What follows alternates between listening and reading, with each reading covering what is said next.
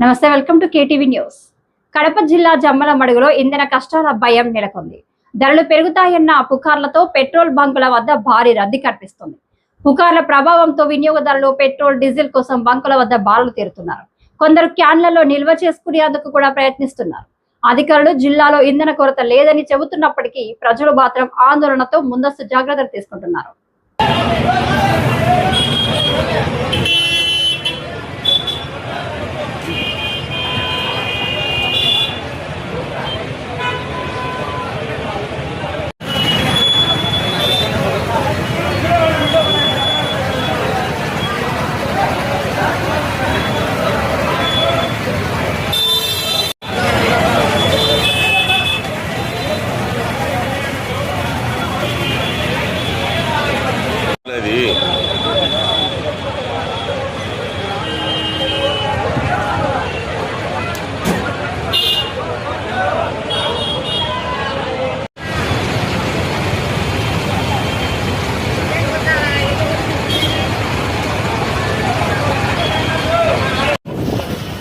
Flow అని చెప్పు.